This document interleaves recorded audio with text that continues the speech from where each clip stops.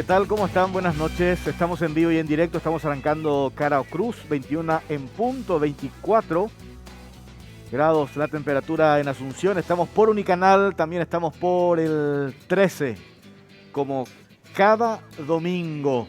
Pipo, ¿cómo estás? Buenas noches, Jorge, Claudia, a la audiencia. Empezar otro domingo más aquí, cerrando la semana con los temas que fueron noticias realmente y que es lo que se habló toda la semana y haciendo, digamos, un resumen de todo lo que pasó. Claudia Aguilera, ¿qué tal? Hola Jorge, ¿qué tal? ¿Qué tal Pipo? Un saludo a todos los televidentes de Cara Cruz, también a los oyentes de Radio 1. Y vamos a hablar de este tema que preocupa con respecto al informe de la Contraloría General de la República y la deuda ilegítima de la Itaipú Binacional. Sí, ese es el tema de la semana. Estamos con especialistas, con técnicos, con historiadores que conocen el tema Itaipú. Y después lo otro que vi que ustedes estaban hablando, Pipo, esta delegación argentina que fue expulsada, Sí. Vinieron con la excusa de buscarle a Lichita, la hija de Carmen Villalba, cuando la interpretación es que detrás de esa búsqueda, entre comillas, hay otras intenciones. Vamos a hablar con referentes de la Fuerza de Tarea Conjunta, poco cuál fue el espíritu y la decisión tomada, basados en qué, y por el otro lado a ver qué dicen ante esta situación. Y después lo que pasó también en el Partido Liberal Radical Auténtico, queríamos tener a representantes de dos sectores, solamente pudimos tenerlo, lo vamos a tener al diputado Silva, una reunión del directorio del PLRA que se tuvo que concretar, no se hizo por decisión de Efraín Alegre, y eso generó un problema interno tremendo que avisora un conflicto y no sé cómo decirle, dentro del PLRA. Continúa el conflicto, Continúa, no hay... evidentemente la interna no sirvió para nada en el Partido Liberal Radical, se mantiene el mismo conflicto y se está agravando cada día más y no sé, realmente no sabemos en qué va a terminar. Bien no va a terminar, evidentemente. Lo otro que nosotros vamos a hacer el seguimiento este martes por una investigación que arrancamos, que lo digo, en la caja negra, que tiene que ver con unos informes a los cuales hemos accedido. Tiene que ver también con el allanamiento que hizo el Ministerio Público a la Superintendencia de Bancos detrás del caso supuesto lavado de dinero que salpica al Banco Atlas y al expresidente de la Conmebol, Nicolás Leos. Ayer se dio a conocer un comunicado del Banco Central del Paraguay, un comunicado en el que avalan la decisión tomada por la superintendencia de negarse a proveer información clave para la investigación, y esto va a generar un lindo debate porque sabemos ya cuál es la posición del Ministerio Público, cuál es la posición del juez de garantías y especialista en delitos económicos, el doctor Humberto Otazú, quien él habla de la necesidad de que las instituciones trabajen de manera coordinada siguiendo las 40 recomendaciones de Gafilat para que Paraguay apruebe esa prueba. En agosto vienen especialistas, se hacen la verificación in situ de cómo está nuestro país en ese tema y vamos a tener el resultado si pasamos o no el examen la próxima semana. ¿Por qué hago esta introducción?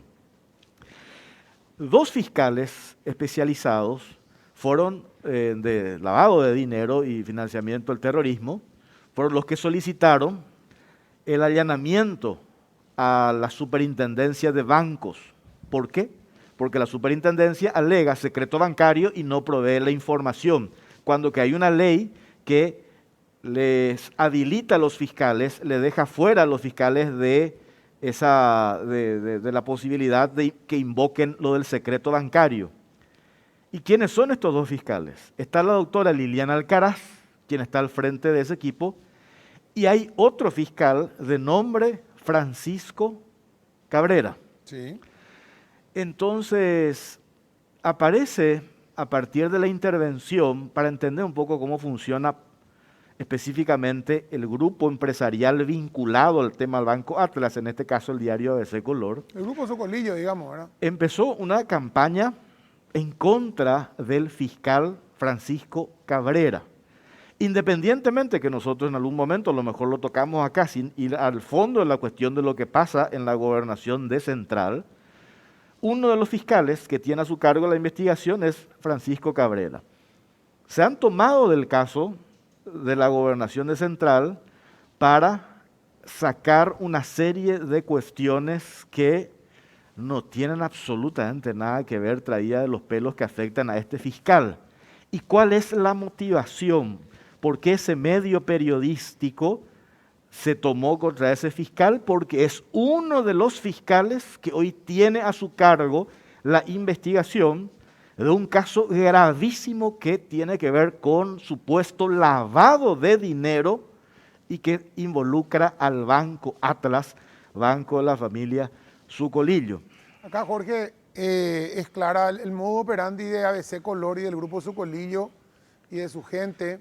Es similar a lo que están haciendo con el juez que maneja el caso de Marta González, Ovelar. el juez Ovelar, al que le inventaron una cantidad de denuncias falsas con la idea de que después decir el juez es nuestro enemigo porque nosotros le denunciamos. Entonces van inhibiendo los jueces. Lo que están buscando es apartar a un fiscal de la causa, ¿verdad? Meterle miedo al fiscal, inventándole historias que no tienen ningún asidero, porque los titulares del diablo realmente, no del diario, hablan de un 500% de crecimiento patrimonial, cuando el fiscal, y después en la misma explicación del diario, habla que el fiscal demostró que recibió una herencia de su padre, él y sus 5 que falleció hace 2 años. Hace 2 años.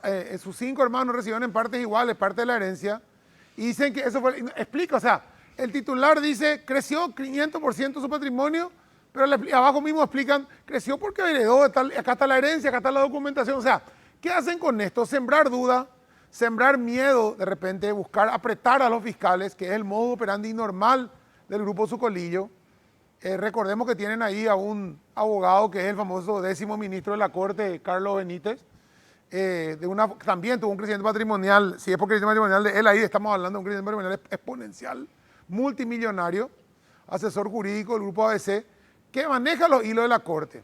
Entonces, están queriendo golpearle a un fiscal porque les investiga.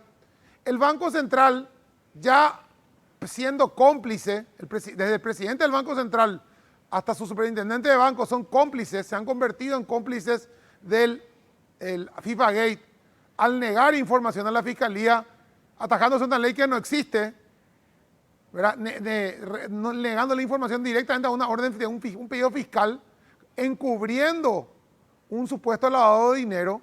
Entonces, después no lloren el juez, el presidente del banco y el superintendente del banco si se los lleva arrastrado a esta cuestión. Porque esto es una cuestión internacional que tiene que ver con lavado de dinero del FIFA Gate, donde está investigando la Fiscalía de Nueva York y el FBI, no está investigando la comisaría de Cerro Lorito. Y la Fiscalía de Nueva York y el FBI no le tienen miedo a las tapas de ABC Color, ni a las amenazas a Natalia Sucolillo, señor presidente del Banco Central, señor superintendente de bancos y señora Natalia Sucolillo. O sea, usted, su marido y sus cuñados van a tener que hacer frente al FBI y a la Fiscalía de Estados Unidos, no acá a la justicia penení paraguaya que tenemos de repente, que todavía a algunos le tienen miedo.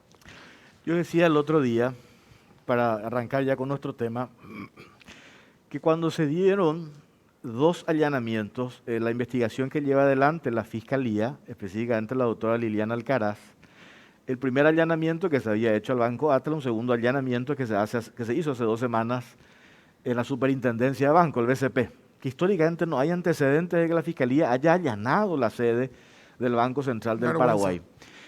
Y nosotros venimos buscándole a los fiscales intervinientes desde hace 3 semanas cuando arrancó este tema. Es imposible hablar con ellos. ¿Cuál es el argumento que uno puede llegar a entender por qué los fiscales no hablan? El argumento oficial formal que ellos dan es que hay diligencias pendientes todavía que tienen que hacer porque el caso del allanamiento al Banco Atlas todavía no se determinó si hubo o no lavado de dinero. Eso se va a determinar después porque están cotejando, recabando información. Pero ellos están en plena etapa todavía de investigación y ¿cuál es el argumento de los fiscales para no hablar? Están en una etapa de la investigación, en una etapa incipiente. En realidad, el temor que tienen los fiscales es esto que mencionábamos recién y tiene que ver con los ataques inmisericordios por parte de ese medio de comunicación, en particular hacia los administradores de justicia que llevan adelante casos vinculados a ese grupo empresarial. Entonces esto es muy peligroso. Esto hace que los fiscales, quienes a lo mejor quieren, o uno supone, partimos de la hipótesis o de la premisa positiva, de que quieren hacer bien su trabajo, al final terminan siendo amedrentados, hostigados y parte de una campaña, como pasó con el caso del juez Ovelar, quien tuvo intervención en la querella de la ex viceministra de Tributación, Marta González. Empezó una campaña en contra de este juez. Entonces, no todos quieren exponerse a eso. ¿Por qué? Porque tienen una carrera dentro de la función pública que quieren cuidar, por supuesto. Entonces, ustedes se imaginan permanentemente 2, 3, 4, 5, 50 tapas de un medio de comunicación por el solo hecho de que están haciendo su trabajo. Ni siquiera el caso de los fiscales ya llegaron a una imputación, sino simplemente porque hay una investigación conjunta que hace el Ministerio Público de nuestro país también con la justicia norteamericana, en el caso FIFA Gate, y que tiene ramificaciones como la denuncia que presentó la Conmebol en febrero de este año por una operación de fideicomiso que hace Nicolás Leos cuando ya tenía una orden de captura a nivel internacional. Él mete $6 millones al Banco Atlas. ¿Qué es lo que quiere saber la Fiscalía a partir de la denuncia que hace la Conmebol?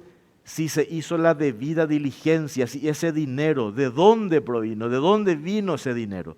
¿Y cuál es el hecho determinante que ahí llama la atención? Lo que pasó en noviembre del año pasado. ¿Qué pasó en noviembre del año pasado? Las hijas o los familiares de Nicolás Leos le piden al Banco Atlas devolver $2 millones de ese fideicomiso de 6 millones a la Conmebol, y ahí es donde surgen más dudas. ¿Por qué? Porque si estamos hablando de un dinero limpio, ¿por qué las hijas de Leos piden al Banco Atlas la devolución de ese dinero a la Conmebol? En síntesis y cerrando esto, la campaña que ha arrancado este medio de comunicación hacia los fiscales, o en este caso hacia un fiscal en particular, que forma parte de este equipo que está haciendo su trabajo en una etapa todavía, reitero, ni siquiera hay imputación, en una etapa incipiente de la investigación en el marco del supuesto lavado de dinero. Y un tema tan importante para el Paraguay. ¿Por qué? Porque estamos en plena etapa de evaluación del Grupo de Acción Financiera de Latinoamérica, que ya sabemos lo que significará para el Paraguay si superamos esa prueba, y lo que también va a significar en forma negativa si Paraguay no supera la prueba de Gafilat. Claudia, ¿tenés un informe? Tenemos un informe ya para avanzar en nuestro primer tema de la noche, el informe de la Contraloría General de la República que se dio a conocer la semana pasada y que revela una deuda ilegal de la Itaipú Binacional de aproximadamente 4.193 millones de dólares. En este informe y según las interpretaciones del Contralor General de la República, se reveló una actitud complaciente de las autoridades paraguayas a favor del vecino país y también de Eletrobras. Pero a continuación tenemos los detalles.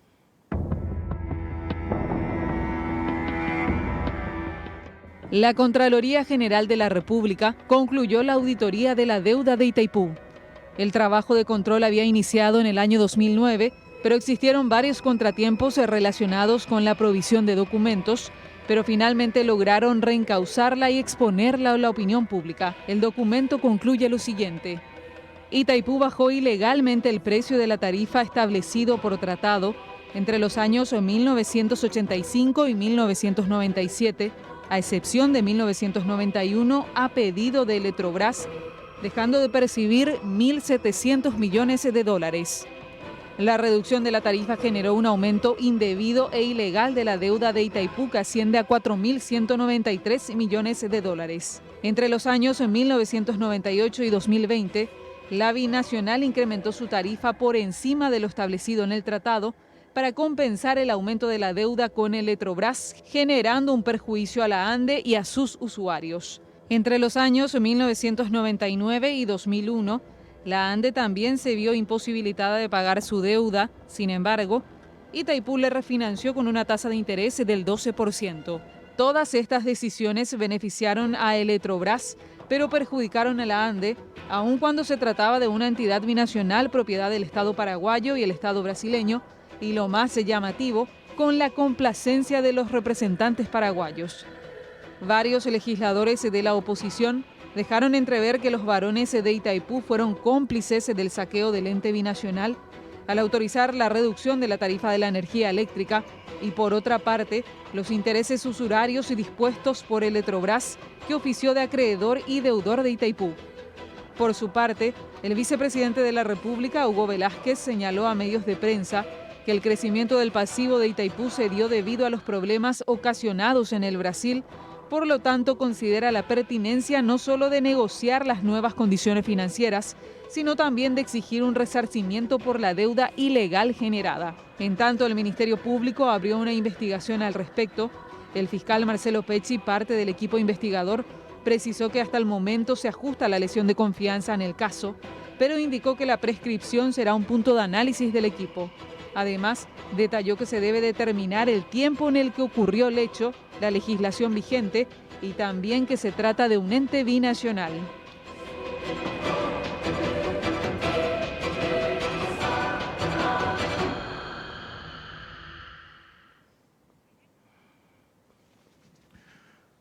Ay, perdón, yo no me puse la cuca, con razón Belén me estaba hablando, y ahora disculpame, acá escuché de repente, ¿qué pasó? Aire y no le dan aire. Escuché aire, digo, perdón. Sí.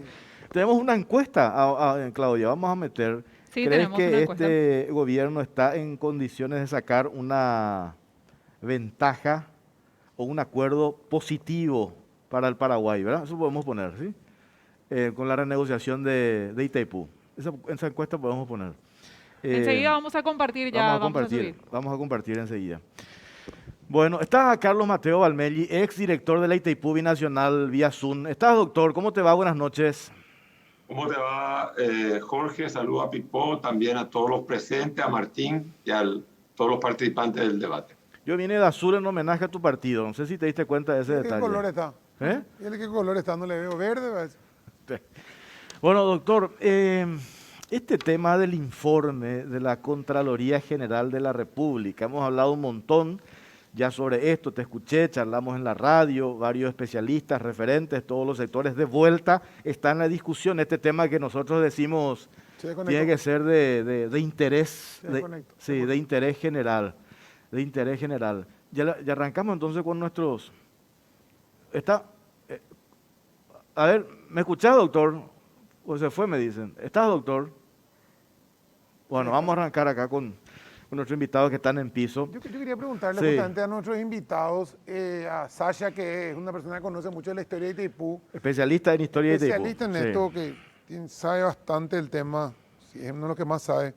Todo esto que se dijo esta semana, Sasha, respecto a lo que sucedió, a cómo se dieron las cosas desde 1975 a 1997, luego en el 2007, ¿es así realmente como sucedió? Bueno, en gran medida es así mismo lo que sucedió. Lo que pasa es que cuando se hace un análisis de una situación, uno se tiene que traspolar al momento, a las situaciones y a las condiciones, tanto financieras, físicas y económicas, porque hay diferencia entre lo financiero y lo económico del momento en el cual se toman las decisiones. Si nosotros hacemos un análisis de lo que era Alto Paraná en 1973, cuando se firmó el tratado, nosotros no teníamos vías de acceso al lugar donde se iba a realizar la obra de infraestructura de Itaipú. Entonces, todo eso condicionaba a que Paraguay, el gobierno paraguayo, realice una inversión para poder acceder al sitio de obra. El Producto Interno Bruto del Paraguay permitía que el país acceda a una línea de crédito de máximo 50 millones de dólares. Esa discusión se tuvo en 1972, antes de la firma del tratado, porque la represa estaba presupuestada para 14 unidades en un costo estimado de 2.000 millones de dólares. Cuando se firma el tratado, se le envía un borrador al gobierno paraguayo manifestando la necesidad de que Paraguay entre como capital $1.000 millones, cosa que era inaccesible en ese momento para el país. El gobierno devuelve una nota al gobierno brasilero solicitando de que se revea la situación de que el capital sea 50 y 50. Entonces, lo que se hizo fue que el Banco do Brasil le presta a la ANDE $50 millones, Electrobras pone los otros $50 millones y se capitaliza la entidad binacional Itaipú, que se crea con el tratado, en el artículo 3 del tratado, donde el artículo manifiesta que las altas partes contratantes crean en igualdad de derechos y condiciones una entidad binacional denominada Itaipú con la finalidad de realizar el aprovechamiento hidroeléctrico del río Paraná. Entonces, con $2.000 millones se tenía que construir la represa. Sí. Pero en el artículo 15 del tratado se previó que cuando se hagan los cálculos financieros de desvalorización, se tenga en cuenta en su párrafo quinto este valor con relación al peso y título en oro del dólar de los Estados Unidos de América, el cual podrá ser sustituido en caso de que dicha moneda se desvalorice. O sea, también se prevé que el dólar se desvalorice, se realizará una referida con su paridad oficial con respecto al oro. Esto le llamaron la cláusula de oro. Yo traje un material y ya quiero ir un poco al informe del Contralor. ¿Por qué? Porque en este informe hablan de $17,1 el precio de la tarifa y que al no respetar ese $17,1 se está violando el anexo C, porque el anexo C establece cómo se va a hallar la tarifa, pero ese $17,1 no sale del valor del anexo C, no se utiliza esa fórmula. Y a mí me gusta citar la fuente. Este es un trabajo que hizo el ingeniero Ricardo Canese para la universidad, y ahí habla de cómo salta de 2.000 millones cómo salta de 2.000 millones a 9.000 millones, aplicando el peso en oro en relación al dólar, y ese valor se multiplica por 4.5, entonces se va a 9.000. Y allá abajo se hace la fórmula de cuánta potencia tendría instalada en total la represa, calculando en ese momento 14 turbinas, y se hace la fórmula por el valor de producción total, las horas que va a trabajar la máquina, y la deuda, que es 9.000 millones, da 16,25. Entonces, en la siguiente lámina podemos ver lo que es la deuda de Itaipú en sí. O sea, Itaipú se basa en préstamos, porque Paraguay no tenía la forma de acceder a créditos y financiar. Entonces, se decide en el tratado acceder a créditos de compañías internacionales. El primer problema se tuvo con el BID, cuando Argentina en 1973 da su voto en contra. Alejandro Lanús era presidente en ese momento de la Argentina y vota en contra de que se le dé el crédito, porque él estaba en contra de que Paraguay y Brasil construyan la represa, porque significaba un riesgo de inundación para Buenos Aires en el caso de que la presa se rompa. Entonces los préstamos se hacen con bancos internacionales. La mayor fuente de préstamo fue la Electrobras, que también accedía a créditos para poder financiar la obra de Itaipú. El primer desembolso recibido fue en 1974 y eso se incluyó en los balances anuales de la entidad, con auditoría interna y internacional aprobados por Itaipú, ANDE y Electrobras. En la siguiente lámina podemos ver cómo Electrobras prestó en 1975 $3.566 millones, pero en moneda de cruceiro, a un plazo hasta el 2023 con una gracia de hasta el 83. Ahí se hizo el primer desembolso en 1974 y el interés era 10%, más la corrección monetaria. Ahí hablamos de la cláusula de oro y otras tasas. En la siguiente lámina, bueno, esta puedes pasar porque ahí ya habla. Ahí tenemos que en el 83 se tenía que mecanizar la máquina. Recuerden que el primer crédito que dio era hasta con un plazo de gracia hasta el 83. Pero ¿qué pasó? En el 83 no se pudo mecanizar la Itaipú. Por crisis en el Brasil, crisis monetarias, se cambió de cruceiro a cruzado, después se quitaron los ceros, después apareció el real cruzado y queda en el 83 un desfasaje de 2 años y 3 meses en la instalación de la mecanización de la Itaipú. También se toma la decisión de elevar la cantidad de máquinas, por lo cual se amplía la obra de lo que es la presa. Pero ahí redondeando, porque si no vamos a irnos demasiado largo, ¿cómo quedamos con el tema de lo que se dice? O sea, se llega al 80, en vez del 83 se llega hasta el 85, ahí empieza a funcionar.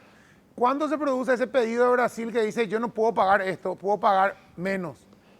Cuando se empieza a producir recién en el 86. O sea, en el 86 Brasil le dice a Paraguay yo no puedo pagar 17,1 o 16. Bueno, y ahí voy a explicar algo. En la Contraloría dice 17.1, no sé de dónde saca 17.1, porque no hay ningún análisis o ningún documento. Nosotros tenemos documentos oficiales en la Itaipú que son resoluciones del Directorio Ejecutivo, RDE, y resoluciones del Consejo de Administración, que son las RCA. Son los dos documentos oficiales. En todos los documentos de la Itaipú, inclusive en un informe de la Contraloría que presentó a Itaipú el 4 de agosto de 1997, ellos tuvieron en cuenta $14,75 el precio estimado de la tarifa. Si podemos pasar la lámina, si podemos pasar a la siguiente lámina, nosotros vamos a ver. Esta es una tarifa conforme al anexo C en 1986. El rojo es lo estimado, lo que se tenía que hacer respetando el anexo C.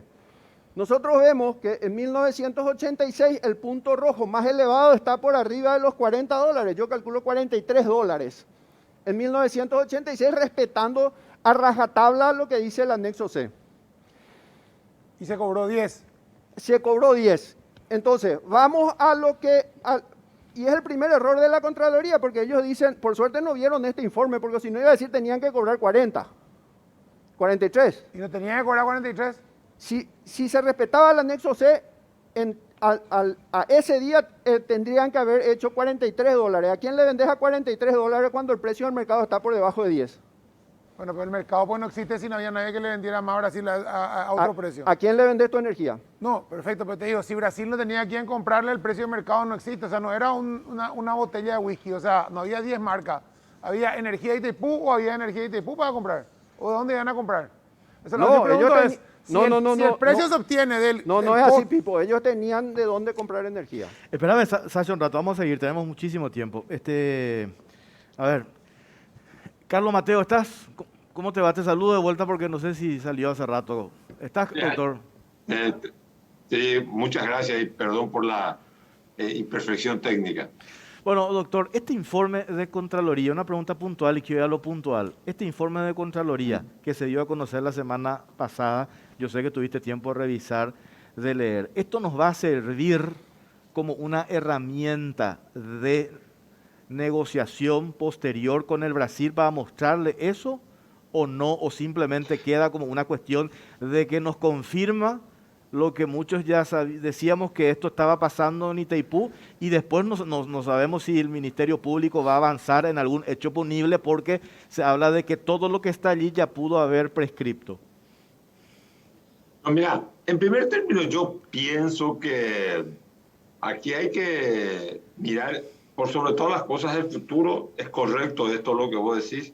Esta es una herramienta importante para poder renegociar no solamente el anexo C, que hay que renegociarlo este año, y voy a explicar después por qué, sino por sobre todas las cosas acá, en primer término nosotros necesitamos una respuesta de la ITIPU binacional. Sí. La ITIPU tiene que responder, porque a mí hasta empiezo a sospechar que esto huele un poco a tufillo político. Tufillo político para posicionar determinadas candidaturas dentro del Partido Colorado. Y lo digo sin ningún sesgo de mi parte político partidario. Yo creo que nosotros, el Paraguay tiene que diseñar una estrategia. Lastimosamente hasta la fecha no conocemos cuál es la estrategia paraguaya. Nosotros en este año, el Consejo Administrativo de la entidad va a aprobar un presupuesto en donde va a desaparecer 750 millones de dólares. Trato de hacerlo más sencillo para que la gente me entienda. La tarifa de Itaipú va a bajar el equivalente a 700, 600 y tantos millones de dólares. No tengo la cifra exacta. Lo cierto es que en el 2023, en marzo del 2023, desaparece todo el pasivo financiero que se originó para la construcción de la represa. O sea, quiere decir que la tarifa va a bajar en un 60%. O sea, nosotros de lo que hoy cuesta, si no estoy equivocado, tarifa de potencia contratada, $22 kilowatt mes, vamos a bajar a 9,61. O sea, ¿cuál es el negocio paraguayo si baja el precio de la tarifa? De ningún punto de vista ninguno. Nosotros tenemos que mantener el mismo precio de la tarifa. ¿Con eso qué hacemos? Creamos un fondo de inversión para infraestructura, para robustecer el sistema de salud paraguayo, para robustecer a la ANDE, para otras obras de infraestructura. Ese fondo va a recibir, si es que se mantiene el precio de la tarifa, el equivalente a 2.100 millones de dólares, 2.050 millones de dólares. Mitad y mitad se distribuye entre paraguayos y brasileños. Pero ¿cuál es la ventaja paraguaya si nosotros mantenemos el precio de la tarifa? La ventaja es que el mayor integrante de ese fondo va a ser el Brasil, porque es el Brasil el mayor consumidor de la energía de tipo. Esta es la línea clara que nunca el gobierno pudo bajar con claridad.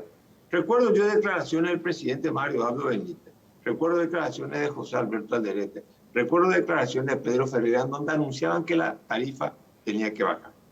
Hoy tenemos, no solamente por lo que pasó en los diferentes escenarios de la ITIPU nacional, Itaipú tuvo 3 desfasajes financieros. Como dijo el ingeniero que me precedió en el uso de la palabra, del año 86 al 90, donde se hizo una tarifa en donde el precio no reflejaba el costo de producir la energía. Se hizo eso para, digamos, de alguna manera darle una solidaridad, una actitud solidaria con el precio. Después hubo el 90-95, cifras más, cifras menos, 91-95, un problema en donde la Itaipú vendía y no se le podía cobrar a los consumidores brasileños. Se arregló ese problema, eso equivalió más o menos 5.000 millones de dólares. Y después viene la deuda, uno fue el plan cruzado, el otro fue la crisis del sistema eléctrico brasileño, y el tercero es el plan real, que digamos hace que también se tenga que ajustar las tarifas. Nosotros hoy en día tenemos más que elementos suficientes para decirle a los brasileños: no necesitamos que esto pase por la aprobación del Congreso. El Consejo de Administración, con anterioridad, ya hizo una tarifa que no se regía por los criterios que establece el anexo C, sino que se tuvo que tener un criterio político. El Consejo de Administración, porque ¿cuál es el error que se comete desde la lógica de muchos que analizan ITIPU? Algunos creen que la ITIPU solamente se rige por el tratado, por lo que fue asignado por los legisladores de la República Federativa del Brasil y la República del Paraguay. Pero no es así. El Consejo de Administración es un órgano legislativo dentro de la entidad. En la entidad, en Itaipú, hay un paralelismo jurídico que es el tratado y, por otro lado, el derecho que va emanando de las necesidades. El Consejo de Administración está habilitado para dictar normas y modificar el presupuesto. Se hizo con estas tarifas. Se hizo con los gastos sociales. Los gastos sociales, los famosos gastos sociales, los tan polémicos gastos sociales, fueron firmados en notas reversales. Siempre repito, por mi amiga Leila Rashid y por Celso Amorim. pero nunca fueron enviados al Parlamento. Pero sin embargo fueron incorporados al presupuesto de la ITIPU binacional. Y el presupuesto de la ITIPU binacional ha crecido, se ha engrosado, no porque se respetó la lógica del anexo C, sino porque no se respetó la lógica del anexo C. También hemos firmado con SAMEC en un momento determinado un decálogo de transparencia, de control del ingreso a la Fiscalía, de la Contraloría, y se hizo eso y fue aprobado por el Consejo de Administración como instancia jurídica que las circunstancias lo habilitan a legislar cuando hay vacíos. Y entonces esa debe ser la posición paraguaya y nosotros tenemos que bregar por el mantenimiento del precio de la tarifa. Y eso nos va a permitir capitalizar un fondo que va a durar, y ahí hay que tener mucho cuidado. Estamos emplazados en un plazo de 10 años a tratar de quitar un provecho para nosotros los pagos. Un legítimo provecho, no estamos mendigando, estamos pidiendo algo que es legítimo. ¿Por qué digo 10 años? Porque en 10 años, y eso Martín puede saber mejor que yo, los cálculos de la ANDE dicen que el crecimiento vegetativo del consumo de energía eléctrica va de 5 o 6%. Y la acumulación del crecimiento vegetativo del consumo de energía va a hacer que en 10 años nosotros nos veamos obligados a contratar toda la potencia. Eso no quiere decir que consumamos toda la energía, pero vamos a tener que contratar toda la potencia y entonces se nos acaba el negocio. Entonces ese es el gran esfuerzo que tenemos que hacer nosotros. Nosotros tenemos que poner los ojos y mirar el futuro. Hay veces que a mí me sorprende porque pienso que algunas autoridades del gobierno prefieren el suicidio a la muerte. Entonces, no avanzamos en este tema de Itaipú. Estamos con la misma cantinela de hace años. Estas son cosas que tienen que permitirnos fundar una posición. Fundar una posición, pero sobre el hecho de que el Consejo de Administración está habilitado. Si vos me preguntás a mí con toda sinceridad, y te dice una persona que cuando fue director de la entidad y aprobó el primer presupuesto, yo puse una condición. El presupuesto de la entidad se aprueba a resulta de lo que salga de la auditoría de la deuda externa y de las negociaciones que estaban en curso. O sea, yo en ese sentido no tengo ningún tipo de temor. Puse esa resalva cuando se aprobó el presupuesto del 2008-2009. Ahora bien, vamos a creer nosotros que este pasado dentro de la ITIPU la vamos a poder modificar. El pasado es inmodificable en todas las circunstancias de la vida de los pueblos y de los hombres. Lo que nosotros tenemos que hacer es argumentar, juntar la evidencia empírica, sentarnos a hablar con Brasil en serio, de un acuerdo que signifique la integración energética, porque estamos integrados para producir. Ahora estemos integrados también para la comercialización, estemos integrados para darle mayor capacidad de generación energética a la ITIPU binacional. Nosotros tenemos que hacer eso. Nosotros tenemos que comprometerle al Brasil que siga consumiendo energía de Itaipú. Porque Brasil, que algunos creen que sin Itaipú no funciona, están profundamente equivocados. Brasil tiene una capacidad instalada de generación de energía eléctrica alternativa que es el doble al consumo que tienen. Más caro posiblemente, pero pueden ellos darse el lujo de prescindir de Itaipú. Nosotros no podemos prescindir de Itaipú. Y posiblemente en 15 años hasta se puede dar la paradoja, si nosotros no somos generadores de fuente alternativa de energía, de que nosotros importemos energía de Brasil. Perfecto. Por eso. Sí. Sí. No, doctor, no, que te quiero hacer nomás una pausa. ¿Vos te quedás todavía o ya te despedimos? Porque me dijeron que... Me quedo. Dale, tengo que hacer un rato más. Dale, ahí me van a estar esperando los amigos. Muy bien, porque tenemos que hacer una pausa y a la vuelta le damos la palabra al ingeniero Martín González. Después seguimos también con el arquitecto Alejandro Sasha Ebreinov. Él desliza algo, Carlos Mateo, me parece clave y que después creo que coincide con lo que dijiste el otro día en la radio, ingeniero Martín González. Cuidado con el componente político de este tema, ¿verdad? El componente político, cuidado con eso, ¿verdad? Cuando vamos a hablar en serio el próximo año, un año electoral. Esta es una cuestión que no solamente compete al gobierno, sino una cuestión de Estado. Entonces, en esa línea me parece que es la que debemos ir, ¿verdad? Pausa cortita, venimos enseguida. Coincidimos los tres. La salud es información sobre ella también. GIS Innova Es el sistema informático de salud en tiempo real que lo cambia todo, maximizando recursos y potenciando los beneficios para la salud. Años de experiencia en Paraguay y América Latina nos avalan. Representa y distribuye Green SA. Vivimos en un país lleno de uniones famosas como Pharmacenter y Banco Basa que se unen para traerte la primera tarjeta de crédito que te cuida con beneficios increíbles todo el año. Solicita tu tarjeta llamando al 021-618-7070 o ingresando a www.bancobasa.com.pi. Banco Basa, cuando quieras, estamos.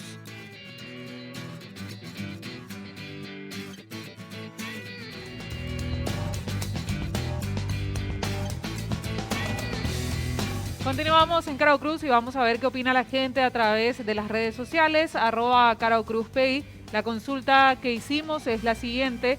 ¿Crees que este gobierno está en condiciones de lograr una renegociación ventajosa para el Paraguay?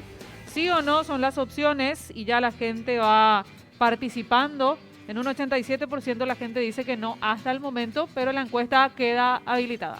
Y 14% dice que sí. Bueno, muy bien, muchas gracias. Ingeniero Martín González, ¿qué tal? Sí, buenas noches, Jorge, Pipo, Claudia, buenas noches, al doctor Carlos Mateo, que está vía Zoom, y acá Sasha también. Muy buenas noches y fundamentalmente a la audiencia de tu programa, del programa de ustedes, bueno, mis buenas noches también.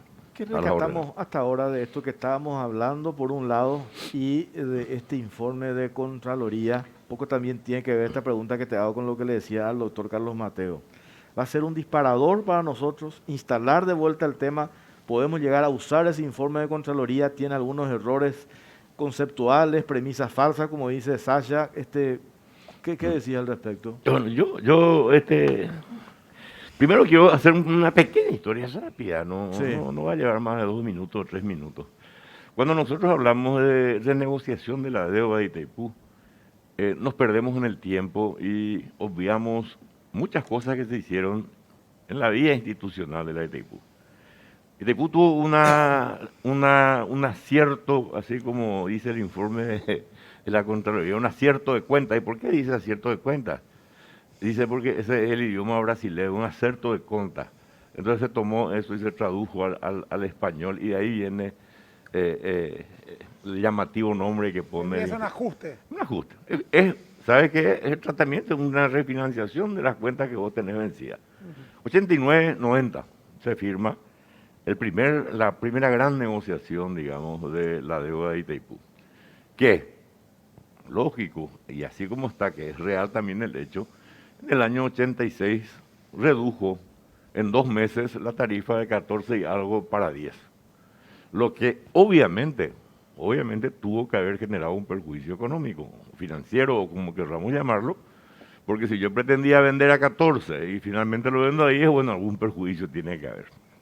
Lo que nadie dice, o lo que nadie revisa, es qué se negoció en el 90. Y en el 90 se negociaron, entre otras muchas cosas, porque en ese momento Itaipú tenía alrededor de 200 préstamos en distintas monedas, algunas de ellas en Nuevo Cruzeiro, Cruzeiro Novo, la otra en Cruzado, ¿verdad? Entonces, y todas ellas con diferentes tasas de préstamos y todas ellas afectadas por la corrección monetaria brasilera, que como sabemos tuvo una economía con bastantes altibajos en toda esa época. Entonces, en el año 90 se hace la primera consolidación de cuentas de la Itaipú, donde de los 200 y pico salen 2 líneas, una línea de moneda extranjera y otra línea de moneda brasilera. Y cuando se hacen la composición de esa, en las negociaciones se dejan de lado los intereses moratorios y varias otras penalizaciones que pudieron haber sido causadas por la no aplicación de una tarifa de 14.80, como se decía, o de 10, ¿verdad? Pero en esa negociación del 90 se obvia todo absolutamente todo daño que pudo haber habido para la Itaipú. Del 90 para el 97, ¿qué es lo que ocurre? ¿Verdad? 94, 95, tengo entendido, Fernando Henrique Cardoso, presidente de la República de Brasil, mete el Plan Real. ¿Y qué es el Plan Real? El Plan Real le sacan 3 ceros, 5 ceros, 6 ceros a la moneda, no recuerdo cuántos ceros le sacaron, pero va por la convertibilidad. Un real, un dólar. Y eso vuelve a generar nuevamente un impacto importante en las finanzas de Itaipú. ¿Por qué? Estábamos dolarizando, se dolarizó el real, o sea que prácticamente nosotros teníamos toda la deuda en dólares y finalmente estábamos otra vez atados, digamos, por el reajuste tarifario de la economía brasileña. Y llegamos al 97 con serios problemas ocasionados por la aplicación del Plan Real. Y se vuelve a hacer el ajuste de cuenta, ¿verdad? Y ahí dicen, bueno, dejémonos de esto, vamos a tener una sola deuda. Tengamos nosotros una sola deuda. Y vamos a dividir esta deuda, porque como el mayor prestatario fue Electrobras, vamos a dividir esta deuda en 3 partes. Uno, lo que es la deuda vencida, que son los 4.193 millones de dólares. Otra, que es la línea B, y otra, que es la línea C, que es finalmente la única que falta pagar y que va a ser honrada oportunamente en el año 2023. Y al mismo tiempo se cambian, digamos, algunos factores como ser el factor de ajuste. Se pasa el factor de ajuste a calcular por el Industrial Goods y no me acuerdo cuál era el otro, de la bolsa americana. Sí. ¿Eh? De la inflación norteamericana. Sí, no es inflación, no. Es Industrial Goods y el otro es algo que tiene relación con el tema de la bolsa. Bueno, que es el famoso factor de ajuste y se hace una calendarización de largo plazo para el pago de servicios de electricidad y obviamente para llegar al 2023 con financiamiento cero y tener la tarifa que corresponda. Dicho eso, vamos a los bifes, vamos al informe de Contraloría. Contraloría emite en el año 2012 un informe de avance, segundo informe de avance. Si uno lee el segundo informe de avance con respecto a este último informe, este último es prácticamente un refrito del informe número 2. ¿Qué hizo Airaldi? No sé quién hizo, no me tomé. Airaldi, que después fue director administrativo de Itaipú, ¿verdad? Pues cuando terminó de ser contralor, Airaldi fue director administrativo de Itaipú. No sé si te acuerdas de eso. ¿Sí o no? Sí. Bueno, correcto. Estaba el querido amigo, que en paz descanse, Anki. Estaba el otro querido amigo que también en paz descanse, Efraín Enríquez. Gamón. ¿Verdad? Claro, grandes amigos con quienes he tenido la oportunidad de discutir muchas cosas. Y entonces, leyendo así un poco el informe de Contraloría, porque es difícil, a mí no me gusta calificar el trabajo de otro, ¿verdad? Sí me permito leer y entrar en determinadas dudas si lo que leo no está de acuerdo al criterio o al concepto que yo tengo. Entonces me entra la primera duda. El informe, tanto el informe de avance número 2 como el informe final que presentó Contraloría en este momento, hablan de una tarifa de 17,10. Entonces mi primera pregunta fue, ¿de dónde sacaron 17,10? Y la respuesta fue, ese es el dato que nos suministró Itaipú, y está escrito. Está escrito, Está sí. escrito en el informe final. Está.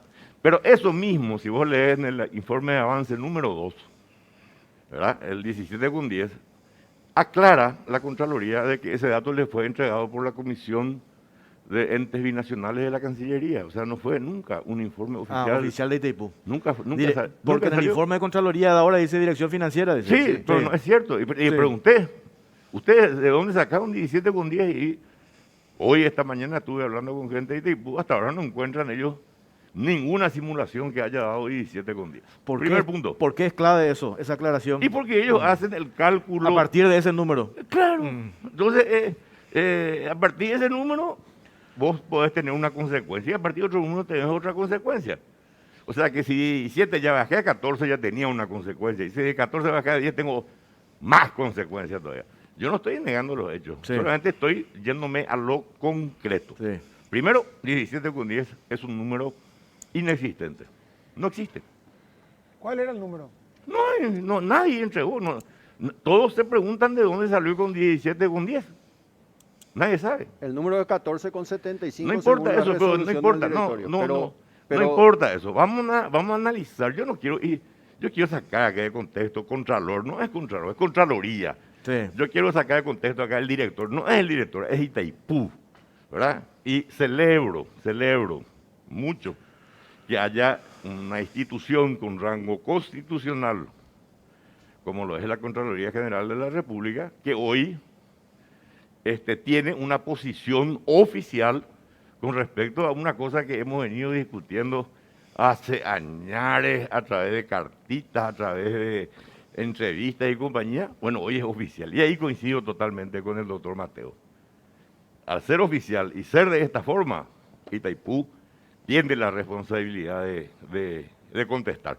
La obligación, yo como ciudadano paraguayo, como ciudadano que cumplo con la ley y con las leyes que están vigentes, exijo que Itaipú a la brevedad conteste este informe. Y si no van a tener el valor de contestar, o si no van a tomarse el trabajo de revisar y analizar y sacar a luz lo que tengan que sacar, que se vayan. Que se vayan. No necesitamos nosotros, porque hay gente en Itaipú que piensa que este no es un problema de ellos, que este es un problema del 97, de lo que eran autoridades en el 97. Y no es así, es el problema de Itaipú. Mientras nosotros no tengamos el concepto institucional, la institucionalidad en la cabeza, continuaremos como chisme. Sí. Y mientras tanto, lo que vos dijiste hoy me gustó muchísimo, mientras tanto le estamos condenando a un montón de gente sin tener la historia oficial. Así como a Cabrera le puede molestar salir de que su patrimonio subió 150 veces sin que nadie investigue, a mí me puede molestar que me pongan y me digan Martín negoció mal, cosa que yo no tengo nada que ver, yo estoy mirando esto desde la gradería, ¿verdad? Me meto porque me quiero meter. Bueno, dicho esto, al tener datos inexactos, al formular cálculos con datos inexactos, solamente vamos a tener resultados inexactos. Primer punto. Segundo punto, la coyuntura. Año 1986. ¿Cuántas turbinas estaban en funcionamiento en Itaipú? 2. 3. Entró la tercera La en tercera diciembre. entró en diciembre. Entró ya en diciembre. Pero vamos a poner en el global 3, pongamos, ¿verdad? Diciembre ni uno. Y bueno, te regalo entonces 2. Me va a ir más en beneficio para mi cálculo. ¿Cómo está establecido en el tratado el cálculo de la tarifa? Sobre el pasivo. ¿Qué significa calcular la tarifa sobre el pasivo? Es una división común y corriente, ¿verdad? Donde en el numerador pones todo lo que tenés que gastar, y ahí tenés préstamo, costo de operación y mantenimiento, acá hasta arriba, y dividís por la potencia que vas a disponibilizar. Me corrige acá el historiador Sasha, me dice 2 turbinas, muy bien. Todo este pilón teníamos que dividir por 1400. Cuando que en realidad, cuando estuviera listo la central, tendríamos que dividir por 12.600. Entonces, ni el 17, ni el 14, ni el 10 se ajustan al tratado. Eso es categórico. Y vamos a ponernos en la máquina. Y pregunté, ¿ustedes hicieron las simulaciones con la aplicación de 17,10 para ver si en el 2023 llegábamos? Porque ahora ya estamos en condiciones no De hacer un cálculo de proyección. Claro, no hacer una proyección, sino Sí. estamos en condiciones de hacer un cálculo de lo que realmente pasó. Sí. Y le pregunto, ¿llegamos con 17,10 a pagar todo lo que se pagó? Y nadie me puede responder, pues nadie hizo ese cálculo. Entonces, no entiendo yo lo que estamos discutiendo. Entonces, al tener ese tipo de dudas, yo no quiero jugar el trabajo de la Contraloría, pero lo pongo en dudas. Yo creo que tiene errores conceptuales y creo que tiene errores muy importantes que pueden variar lo que la conclusión que tuvo Contraloría. Cayó en mis manos, sin querer, no. Este es un inicio de un informe que está preparando la gente de financiera. Ahora. Ahora, con respecto a todo este tema. Y dice, validación de informes, dice. En un análisis preliminar realizado de los informes, hallamos cálculos e informes de la CGR que difieren de los informes remitidos por Itaipú. Si esto es real, entonces permítanme dudar de todo el contenido. Claro, clarísimo, ¿verdad? Tercer punto. A ver, porque tengo que hacer una pausa, sí. Tercer punto. ¿Cuál es el procedimiento normal de Contraloría? Contraloría va y audita o revisa o lo que quiera hacer. Para eso hace una resolución y hace un informe especial, una revisión especial sobre determinado punto. Hace un cargo. Sí. Y la conclusión de esa revisión es un cargo, Sí. ¿verdad? ¿Qué corresponde? Corresponde a un descargo.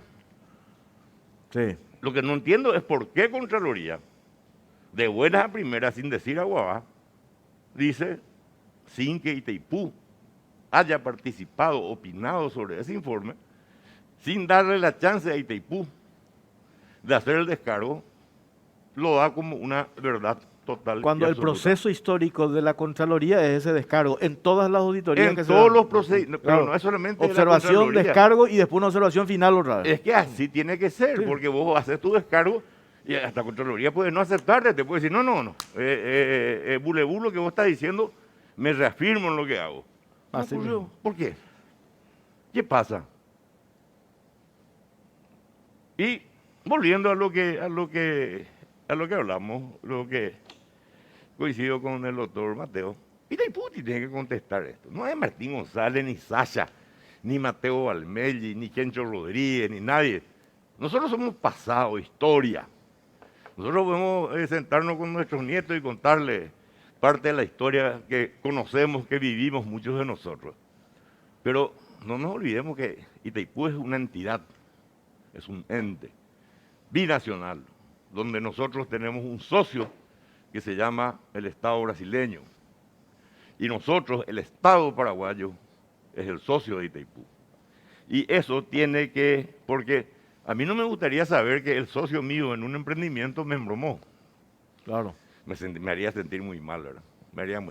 Y si es que me embromó con la complicidad de mi señora, peor. ¿Verdad? Mi señora iba a retirar una joya, agarró y le hizo cargar, me embromó y me sentiría muy mal. Así como tampoco estoy de acuerdo con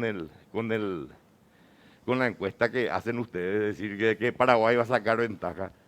La ventaja tiene que ser para ambos. Acá tenemos que buscar el equilibrio en las ventajas. No es que Paraguay le gane 1-0 a Brasil en una negociación de un anexo C. Acá tenemos que empatar. Pero ahí acá tenemos que empatar. Doctor, Paraguay y Brasil. acuerdo ventajoso, decimos, históricamente, nosotros siempre, si bien la idea siempre fue 50 y 50, nosotros siempre hemos, en el tema país, Itaipú ¿Por por qué? un lado, beneficio. A ver, ¿dónde perdió el Estado? Con Itaipú, ¿dónde perdió el Estado? 90, todo lleva a Brasil, ingeniero. Y nosotros no tenemos condiciones hasta ahora de agarrar nuestros 50. Y por eso ahora hablamos de la necesidad de la renegociación y nosotros necesitamos... atender un poco lo que dice Jorge, Sí. Atender lo que dice Carlos Mateo, no lo dije yo, estuve escuchando nada más lo que dijo él. A nosotros nos conviene mantener la tarifa de tal manera que podamos dividir 1.000 millones de cada lado después del 2023 para los fondos de desarrollo de los países, mejorar el sistema de salud de la ANDE, ¿verdad? Total, y lo dijo Carlos Mateo, yo simplemente hago un refrito de lo que él dijo, total el 90% de eso va a ser pagado por los consumidores brasileños. Podemos retroceder y volver a escuchar eso. ¿Verdad? Me sorprendió y tiene razón. ¿Verdad? ¿Qué es lo que dejó de percibir el Estado paraguayo? A ver, ¿dónde gana? ¿Qué es lo que es el tema de aceite y Itaipú? ¿Dónde es lo que está la ganancia? ¿Dónde ganamos plata? Itaipú no fue diseñado para ganar dinero. Sin fines de lucro, pero en beneficio del desarrollo de ambos pueblos. Así mismo, y en ese sentido así Brasil, mismo. Mucho más en comparación a nosotros, Un históricamente. ratito. No porque se le haya dado más dinero al Brasil, el Brasil tuvo más desarrollo que nosotros. Si vos mirás la ejecución presupuestaria de Itaipú, vas a ver que nosotros tuvimos los mismos emolumentos que tuvieron del lado brasileño. Tal vez los aplicamos mal, porque desde el año 1989 nosotros venimos metiendo los royalties y compañía de Itaipú para los gastos rígidos del Estado. Entonces, obviamente, no vamos a ver desarrollo. Si a mí me entran 600 millones de dólares en concepto de royalties y yo, pudiendo destinar 600 millones de dólares para los hospitales, para la escuela, para lo que fuere, destino a salario del Estado, obvio que no iba a haber desarrollo. Tengo que hacer una pausa, querido, cortita. No, cortita. Me falta nomás a terminar una cosita. A ver, pues tengo que cumplir. A ver, Y cortito. vamos a cumplir juntos después. Entonces, como conclusión, yo no quiero juzgar el informe de Contraloría, pero lo pongo en una categoría dudosa. Y va a continuar siendo dudoso hasta que no me demuestren lo contrario y no me hagan ellos ahora el descargo que tienen que hacer de por qué usaron cosas que no son de Itaipú para llegar a las conclusiones. Pues Y por último, necesitamos la respuesta de Itaipú primero. claro, y por último, exigirle, la ciudadanía tiene que exigirle a Itaipú Binacional, a la entidad Itaipú Binacional, que haga la contestación de las conclusiones. De la Seguimos con este tema. Pausa cortita, ya venimos. La salud es delicada, el manejo de la información sobre ella también. GIS Innova es el sistema informático de salud en tiempo real que lo cambia todo, maximizando recursos y potenciando los beneficios para la salud. Años de experiencia en Paraguay y América Latina nos avalan. Representa y distribuye Green S.A. Barcos y Rodados te ofrece una nafta que lo tiene todo. Full 93 aditivada para más potencia, rendimiento y ahorro. Ahorra cargando la calidad de Full 93 aditivada. Ahora, calidad y economía se encuentran en un mismo lugar y al mejor precio. Se encuentran en Barcos y Rodados.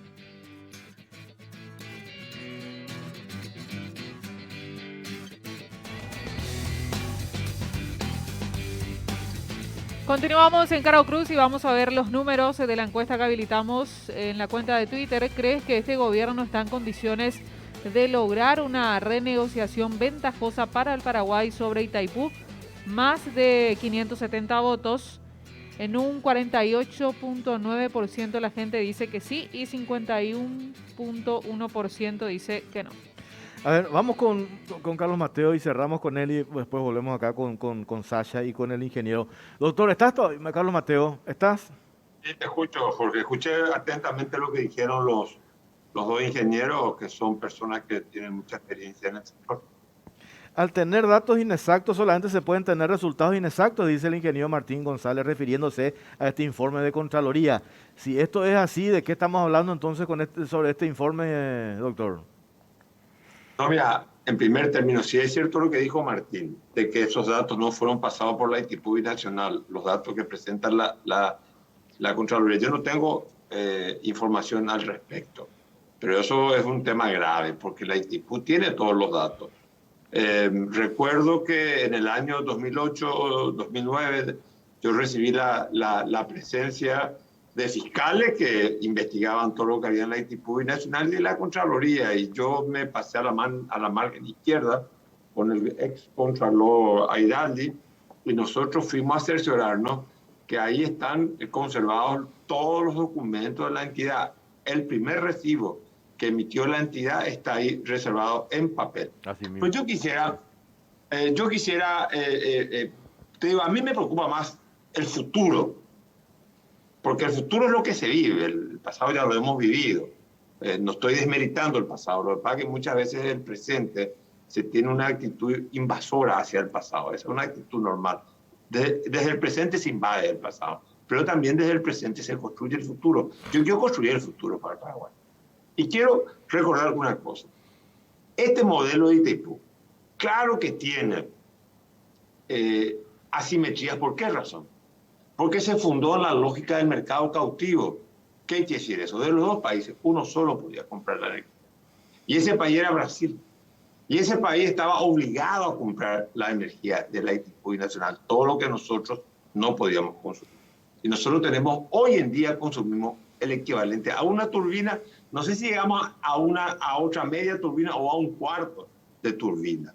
Entonces quiere decir que eso provocó que cualquier desbarajuste en el lado brasileño afectara la lógica del mercado cautivo, porque así se construyó Itaipu, con la obligación de que Brasil comprara la energía eléctrica, provoca la vulnerabilidad de las mismas cuentas financieras de la Itaipu. No estoy defendiendo nada. Aclaro que lo he hecho cuando fui director. Aprobamos el primer presupuesto de la entidad en mi época con las resalvas de que estaba todo supeditado a la auditoría de la deuda.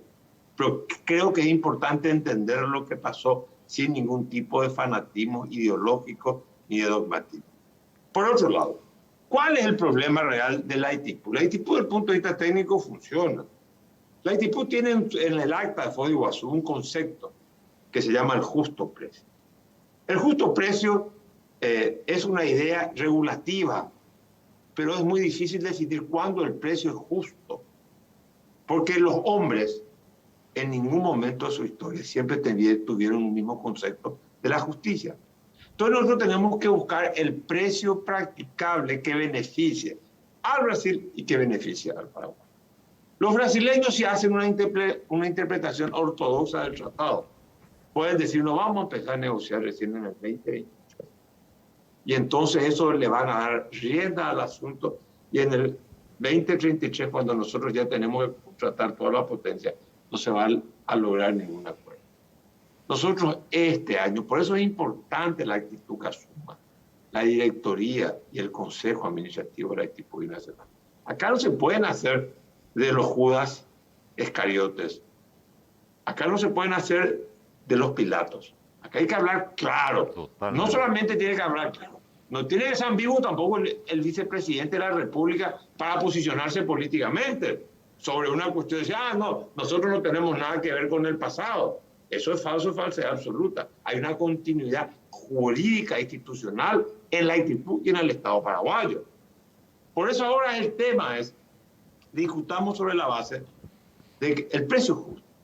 El precio justo, que es difícil de definirlo, pero sí hay una aproximación al ese concepto. Digamos que se trate de mantener el precio en la tarifa. Y digamos que con eso creemos un fondo de inversión que va a evitar que el Paraguay se endeude externamente. No vamos a tener que emitir bonos soberanos que nos endeuden externamente. Nos va a permitir un ingreso en el año 2023 de 1.050 millones de dólares. Y en el año subsiguiente quizás la misma cifra. Y después eso va a ir reduciéndose en la medida que nosotros vayamos contratando toda la potencia. Sí. Porque ¿cuál es el problema que se va a presentar hoy? Quiero que me escuchen un poco. ¿Cuál es el problema que se va a presentar? ¿Por qué cambia el modelo de la Itaipu? La Itaipu se construye sobre la base de un mercado cautivo. Pero en el 2033 deja de ser un mercado cautivo, porque el Paraguay también va a aumentar su apetito energético de consumo de energía eléctrica. ¿Por qué no lo hicimos antes? Porque si nosotros pudiéramos consumir toda la energía, estas discusiones no se darían. El problema es que también nosotros los paraguayos estamos en falta. No hemos sido capaces de aumentar nuestro apetito energético de energía eléctrica. Totalmente. Todavía, si uno mira la matriz energética paraguaya, el 50% sigue siendo biomasa. Y en segundo lugar se encuentran los hidrocarburos que derivan del petróleo. Entonces, creo que tenemos que ser sinceros, tener un debate a los paraguayos que nos permita la conquista del futuro. Y esa es la posición que todavía no he notado en este gobierno. Porque te repito algo, no se trata de esperar el 2023. En este año, por eso tiene que ser clave la posición de la directoría y del Consejo de Administración de la Itaipu. En este año se va a aprobar un presupuesto para el 2022, en donde la deuda va, si no estoy equivocado, va a bajar en unos 700 millones de dólares. 617. ¿Qué vamos a hacer con ese 700? 617, dice el ingeniero. Sí. Lo que sea. 300 millones para cada país, que como digo, en un 90% lo va a pagar el consumidor brasileño. Dale, nosotros doctor, no somos capaces de aprovechar, somos unos tú. Doctor, te agradezco tu tiempo, tu gentileza de siempre para hablar sobre este tema. Vamos a seguir en contacto. Gracias. Muy amable. Muchas gracias. Gracias, doctor. Carlos Mateo Valmeli, es director de Itaipu. Para ir redondeando, Sasha, ¿por qué me parece esto que dijeron ustedes importante que Itaipu aclare? hoy se instala este informe de Contraloría.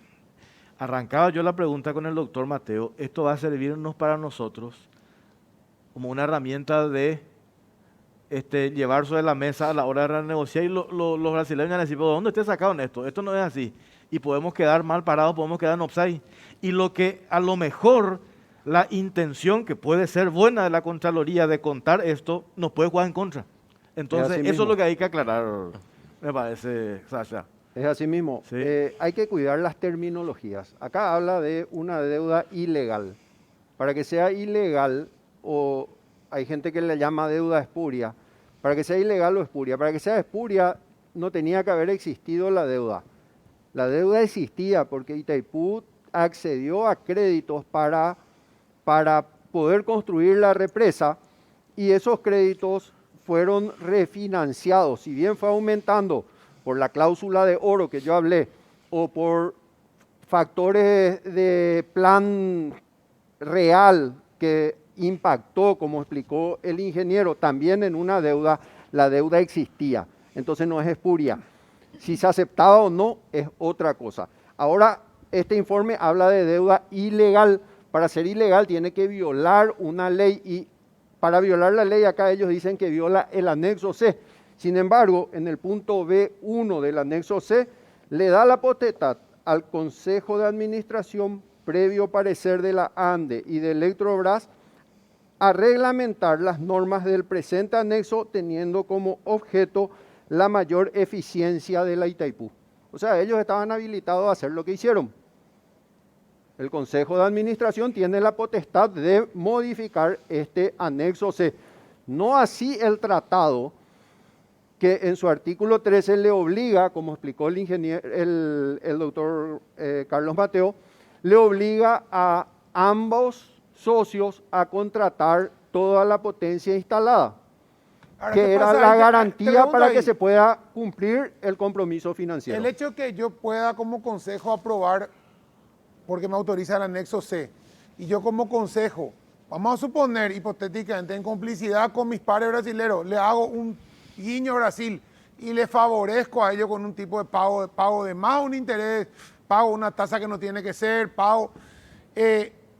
¿Cómo podemos ahí entrar en la cuestión? Porque ahí podemos decir, ahí entra el ejemplo de Martín que dice, me engañó mi socio con mi señora. El anexo A establece que todos los directores y el Consejo de Administración en ambos países, hay que tener en cuenta que la Itaipú como entidad es un condominio, es indivisible.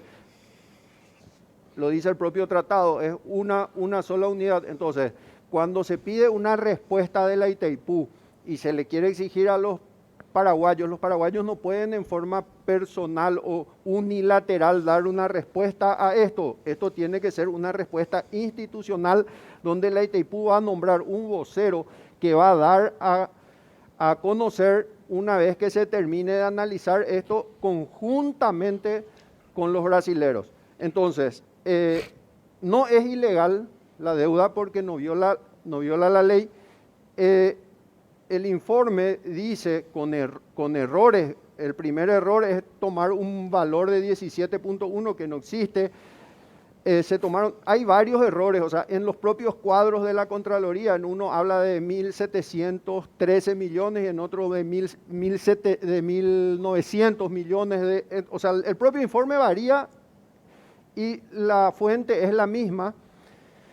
Y la ANDE ya le respondió y la Procuraduría General en 1997 ya sacó una resolución que les voy a dejar a ustedes diciendo que no afecta al Estado paraguayo haber renegociado estos préstamos con Electrobras. Eso fue en 1997. Entonces, lo importante acá es tener en cuenta que si bien políticamente hay gente que quiere usar este informe para campaña, yo les pido encarecidamente de que dejen de lado esto porque tiene errores conceptuales graves. Entonces, este informe más bien es un trabajo práctico que el Contralor firmó supongo yo, en su urgencia, tampoco siguió todo el proceso de esperar el descargo de Itaipú en su desesperación porque se le terminaba el tiempo y un día después, al día siguiente, el Senado convoca a concurso para llamar a nuevo contralor. Entonces, hay que tener mucho cuidado. Itaipú es una entidad... Y lo otro sobre el punto, Sasha, arreglón seguido, lo que ahí donde a mí me preocupa, más allá no por Hugo Velázquez, sino por el cargo que él tiene, que el vicepresidente de la República diga a partir de ese informe, Paraguay le tiene que pedir un resarcimiento al Brasil, que yo puedo estar de acuerdo. Si es real el informe y la deuda, yo puedo decir, pues más vale. Más vale, ¿verdad? Entonces, si hablamos de ese resarcimiento al Brasil, y si ustedes dicen que esto no tiene fundamentación conceptual, cuidado con eso. Sobre el punto, Jorge, yo quiero opinar. Porque se va a terminar el programa y me voy a quedar con tinta en la lapicera. Pues yo quería hablar. No, hacemos renegade y te digo. Primero, te quiero decir, cuando vos haces un ajuste de cuenta con tu banco, ¿cómo lo haces? Vas a refinanciar. Se pone una planilla y dice, vos sacaste en tal fecha, te cobré estos intereses. Está todo ahí en la planilla, ¿verdad? Todo completo, cuánto pagaste, cómo pagaste, qué pagaste de intereses, qué pagaste de amortización de capital, cuánto es tu saldo moratorio, ¿verdad? Cuando se hizo ambas negociaciones, tanto la del 89-90 como la del 97, se trabajaron con esas planillas. Yo pregunté, consulté con la gente de la Contraloría, ¿ustedes vieron la planilla? ¿Ustedes vieron en la negociación del 97, hay una quita de alrededor de 5.000 millones de dólares en la deuda de Itaipú? Nadie dice eso, pero hay. 5.181. Bueno, 5.181 me corrige Sasha. ¿Y por qué se hizo esa condonación? Porque los brasileños fueron buenos. Hay calidad, güey. ¿Por qué se hace el ajuste del 2007? Vos estuviste ahí en el 2007. Se hace un ajuste y se saca un interés que estaba calculado que era de más. Que era de más, que era una doble... El factor de ajuste. Factor de ajuste, una doble indexación, no tiene sentido. Y bueno, pero si eso se cobró durante de 2007 para atrás, sí, hay un perjuicio patrimonial al Paraguay de haber cobrado... ¿Dónde está el perjuicio patrimonial? Porque te cobré de más. Si yo soy el prestado, si yo soy... A ver, acá hay una cuestión. Yo soy socio de Itaipú. Sí. Y soy el banco que le presta a Itaipú, también es mío. ¿Cuáles son los beneficios para el Paraguay? Yo le presto a Itaipú, en vez de prestarle al 7, le presto al 14, sí, me genera un interés del 7 más de lo que tenía que generarme y cobro yo solamente como banco. Ahí volvemos al desconocimiento, porque eso siempre hubo.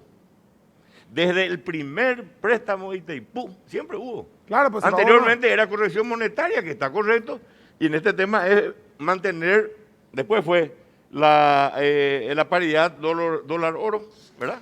Posteriormente fue otra vez entonces las tasas americanas. Pero se pagó caro. Nosotros negociamos eso porque consideramos que era injusto y eso significó 10.000 millones. Pero te digo, o sea... Veamos, 10.000 millones de ahorros para Itaipú significó eso, Pipo. A partir de ahí. Sí. Pero bueno, pero ahí lo que vamos es lo siguiente. Bueno, y me voy más lejos todavía. ¿Qué está previsto cobrar en Itaipú? Itaipú le debe un peso al Estado paraguayo.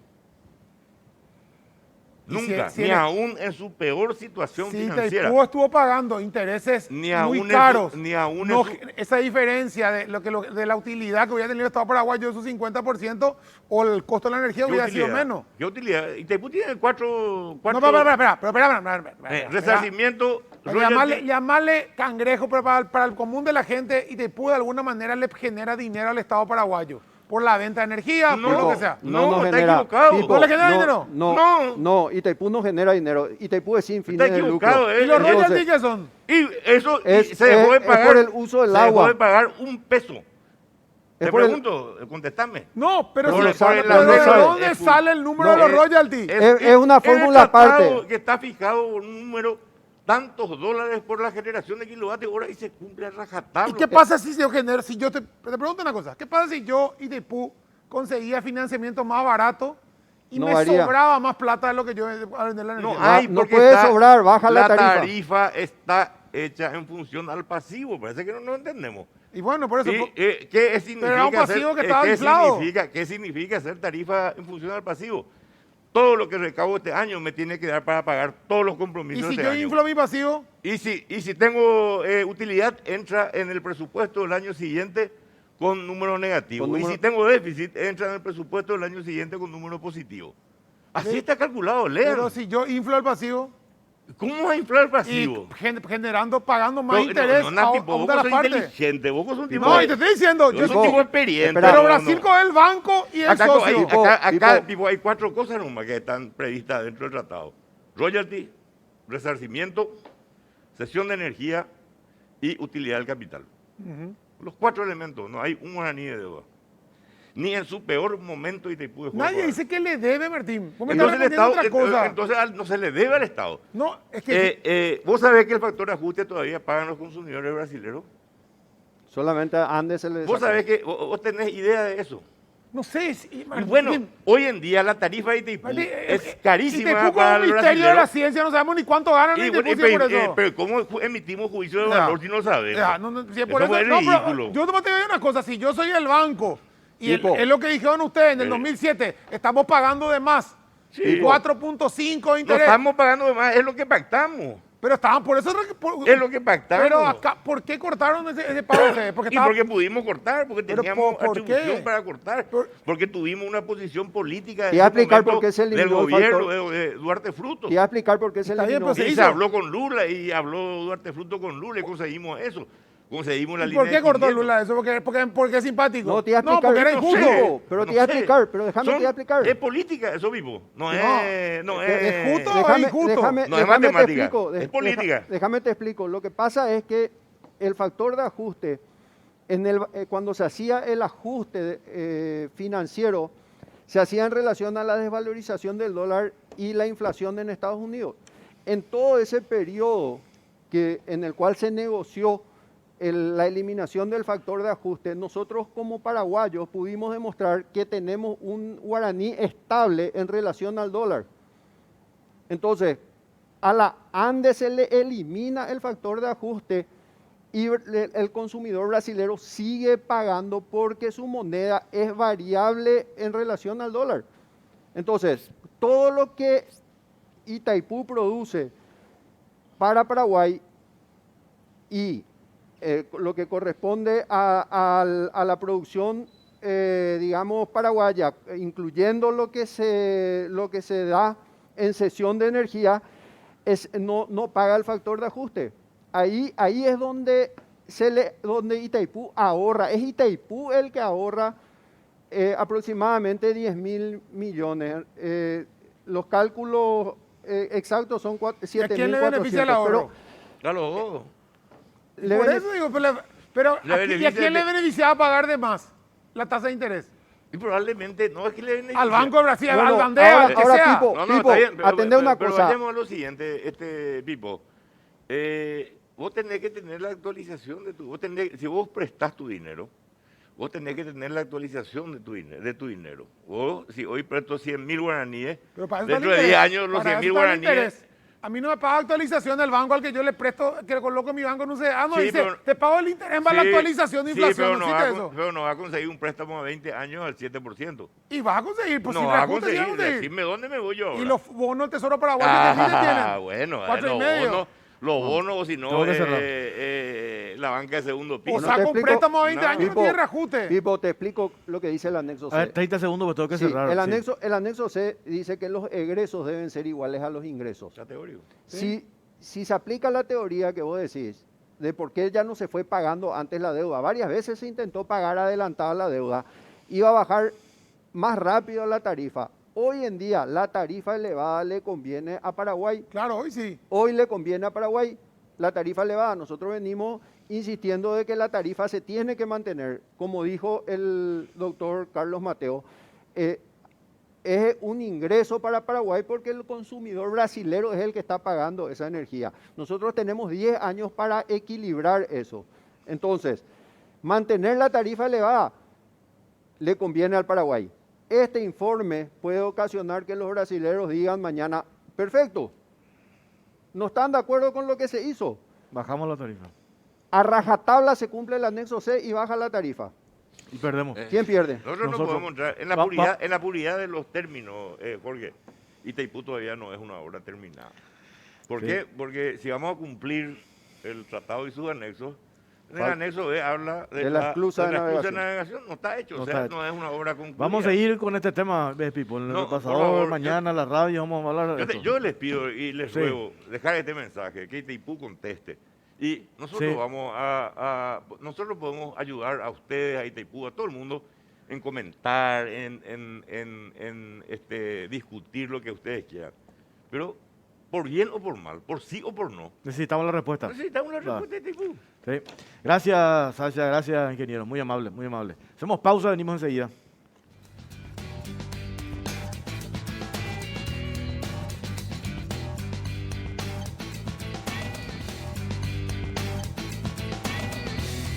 Continuamos en Carao Cruz y vamos a avanzar en el segundo tema de la noche. Vamos a hablar acerca de lo que ocurrió con esta misión humanitaria que llegó al país para buscar a Lichita, hija de Carmen Villalba. Se trata de una misión en busca y que hizo un pedido al gobierno para llegar hasta la zona del departamento de Amambay. Pero ¿qué ocurrió con los integrantes de esta delegación? Fueron expulsados porque no existió un permiso por parte del gobierno. La postura del gobierno es de no realizar incursiones dentro de la zona de influencia del EPP y ellos habían rechazado un acompañamiento y tenemos más detalles al respecto a continuación.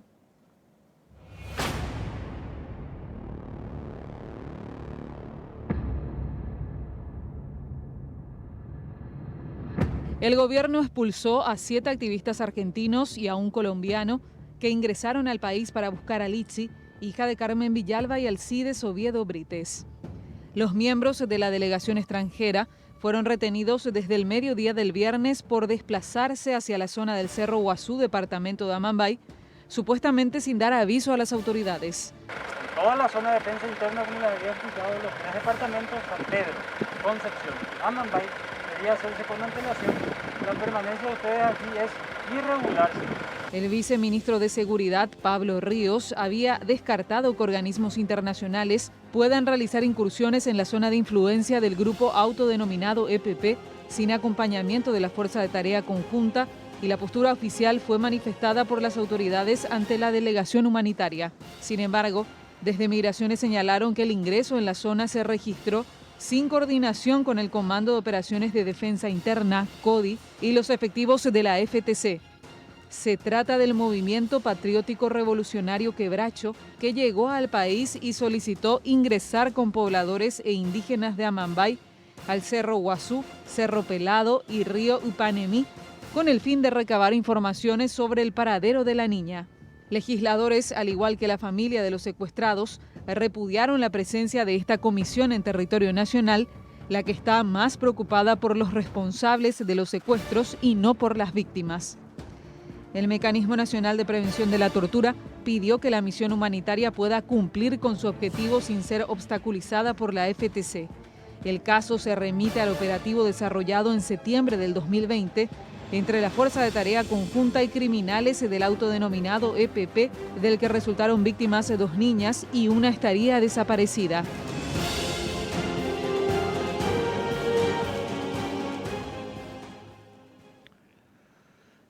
Bueno, muy bien. Está para hablar sobre este tema el teniente coronel Luis Apesteguía, él es vocero de la FTC. ¿Qué tal, teniente coronel? ¿Cómo te va? Sí, buenas noches, Jorge, Pipo, Claudia y teleaudiencia. Bueno, ¿cuánto tiempo estuvo acá esta delegación? Bueno, no manejamos el tiempo que ellos estuvieron en el país, ¿verdad? Nosotros solamente cumplimos con nuestra función, ¿verdad? Una función operacional que tenemos, justamente como está mencionando el capitán ahí en el video, ¿verdad? En estos 3 departamentos, ¿verdad? Somos nosotros un órgano de seguridad legítimamente constituido en la zona. Zona de defensa interna. Zona de defensa interna, así es, Pipo. Y bueno, me voy a remitir solamente a la tarea que nosotros realizamos. Ellos presentaron, sí, esa nota al comandante en jefe. Esa nota fue respondida también a través de otra nota donde se mencionaba que ellos tenían que coordinar con nosotros previamente un eventual ingreso a esa zona que es de bastante peligro. Todos sabemos que es una zona de alto riesgo, no solamente para ellos, sino para cualquier ciudadano que intente transitar por esos lugares. Ellos no recibieron autorización, sino que les remitieron, dijeron, ustedes tienen que coordinar, evidentemente, para que ustedes les acompañen. Ellos no podían entrar sin acompañamiento del personal militar policial. Así es, ni ellos ni otros ciudadanos, ¿verdad?, de la zona. Nosotros, o sea, el operativo que nosotros realizamos en esa zona, o sea, justo en ese camino vecinal donde ellos intentaron ingresar, es un camino vecinal que parte de la ciudad de Soteú y se dirige a una zona de estancias y posteriormente hacia el Cerro Guazú, ¿verdad?, que es un lugar de alto peligro para nosotros en este momento, ¿verdad? Es un puesto de bloqueo, o sea, un puesto de rutina que tenemos nosotros en ese lugar, un puesto de control de rutina, ¿verdad? No colocamos ese puesto ahí solamente para controlar a ellos, sino a todas las personas que intenten ingresar por ese sector. Este tema, a ver, Claudia. Si le quiero consultar, en esa reunión Sí. que se realizó entre autoridades de seguridad y los integrantes de esta delegación, se expuso cuál es la situación. No se puede hacer la incursión sin acompañamiento de los organismos de seguridad, porque ellos, como dicen, que en verdad en esa reunión informaron que sí iban a hacer ese ingreso. Es decir, como que hay una versión oficial, por supuesto, ¿verdad?, y también de ellos, de que en verdad en esa reunión se dio como aviso y posteriormente ellos ingresaron o ellos rechazaron de buenas a primeras esa posibilidad de acompañamiento de los organismos de seguridad. Bueno, yo no manejo exactamente los términos de la reunión que tuvieron porque nosotros no participamos en esa reunión, pero nosotros sí, como le dije, lo que sí manejamos es la nota que ellos presentaron al comandante en jefe y la respuesta de esa nota también del comandante en jefe, ¿verdad?, para con ellos, y en esa nota dejaba bien claro el número de contacto inclusive de nuestro comandante. Había un número de contacto, ellos dijeron que supuestamente un militar le contactó, también eso dijeron en una parte de algunos materiales que ellos viralizaron, pero estaba bien claro que el número de contacto era el coronel Narciso López, era nuestro comandante. Ellos tenían que coordinar con él para que nosotros le acompañemos, ¿verdad?, o sea, brindarle seguridad, más bien para preservar la integridad de esas personas, ¿verdad? Encima eran extranjeras, personas que con más razón teníamos que cuidar la integridad de esas personas, ¿verdad?, porque sabemos el impacto que iba a tener si le pasaba algo, por ejemplo, en esa zona. Este caso, teniente coronel, hay que poner un poco en contexto, también tiene un sesgo ideológico, ¿verdad? Sí, así es. Entonces, convengamos independientemente, por eso yo digo, el caso de esta delegación que afirma que la intención del ingreso es buscar la lichita. Traspolamos esto mismo del caso, por ejemplo, de los familiares del vicepresidente, Oscar Denis. Digan, vamos a juntarnos nosotros, un grupo acá de familiares, vamos a incursionar, vamos a buscarle a Oscar Denis. O sea, hay cuestiones que no se pueden hacer por más que la intención pueda llegar a ser buena. Por eso digo, dejemos de lado el sesgo ideológico, ¿verdad?, que podemos tenerlo después, interpretar cuál es la intención real, claro, etcétera, etcétera. Dejamos de lado eso, no se puede hacer de ninguna u otra forma. ¿Por qué? Porque eso sería el Estado ceder lo que le corresponde para que hagan organismos de derechos humanos o hagan otros grupos, o lo que fuese, ¿verdad? Eso me parece que hay que aclarar también, teniente coronel. Claro, estarían usurpando una función propia del Estado, ¿verdad? Bueno, como les dije, nosotros, ese es el trabajo que nosotros hicimos, le demoramos, le identificamos y luego comunicamos a la autoridad migratoria correspondiente, ¿verdad? Ya se presentó después de como aproximadamente, creo que una hora después, o una hora y media más o menos, ya ya llegó un funcionario de migraciones de Pedro Juan Caballero al lugar y bueno, a partir de ahí, de ese momento ya quedó a cargo de ellos, ellos quedaron, estas personas a cargo de ellos. Por supuesto, nosotros los acompañamos también siempre, en todo momento les acompañamos a ellos, regresaron al hotel, ahí estaban 2 personas más, y bueno, la cuestión de la expulsión y esas cuestiones ya no nos competen a nosotros, ya son otros órganos del Estado que se encargan de ese tema. Jorge, hay que aclarar que el grupo no era un grupo de derechos humanos internacional reconocido, ni mucho menos. El grupo Quebracho es un grupo de ultraizquierda violento de la Argentina. Sí. Es el grupo que estuvo atrás de los ataques a la embajada y a los consulados paraguayos en la República Argentina. Ataques violentos, destrozos, hasta agresión a policías argentinos y compañía. No es un grupo de derechos humanos Quebracho. O sea, Quebracho es una agrupación política de ultraizquierda violenta de la Argentina que está amparada en un gobierno de izquierda argentino que le protege De hecho, no fueron ni siquiera imputados por esos ataques al consulado ni a la embajada. Por eso siguen circulando libremente. Entonces, el tema ideológico sí, podemos separar la cuestión porque nadie puede entrar a hacer eso. Pero acá tenía sí o sí una misión de propaganda, una misión que tenía que ver con el tema ideológico y de seguir socavando, que es un intento que hay desde el Parlamento, inclusive acá, de socavar el trabajo de la Fuerza de Tarea Conjunta o del CODI, como se dice habitualmente. Así es, y nosotros, desde el momento que Laura Villalba, a quien nosotros hemos capturado, ¿verdad? Ella mencionó de que supuestamente esta menor se encontraba en el último enfrentamiento, estuvo herida y después posteriormente a eso se extravió en esa zona, ¿verdad? Algunos mencionan que no la buscamos, nosotros somos un organismo de seguridad completamente auditable, ¿verdad? Tenemos todos nuestros trabajos, están abiertos, nosotros tenemos las puertas abiertas para las personas que quieran ingresar, o sea, los organismos, en realidad, contralores que quieran controlar los trabajos que realizamos, ¿verdad? O sea, dentro de lo que se pueda contar o verificar, ¿verdad?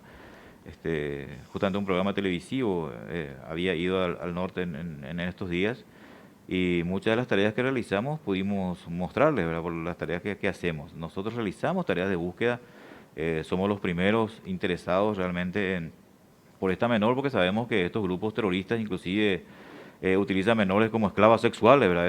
Eso hay prueba en otros países y también puede ser una hipótesis, ¿verdad? O sea, nosotros somos los primeros interesados en encontrarles si es realmente verdad lo que cuenta Laura Villalba. ¿Cuál es la presunción que tienen ustedes? ¿Dónde está Lichita? Bueno, no queremos hacer presunciones realmente. Tenemos la declaración de Laura Villalba. Ella mencionó de que ella fue herida y de que estaba extraviada. Tenemos otras informaciones también, pero hay informaciones que infelizmente no podemos todavía socializar, ¿verdad? Pues no podemos, son informes de inteligencia, pero no podemos sostener con lo que podamos decir, ¿verdad?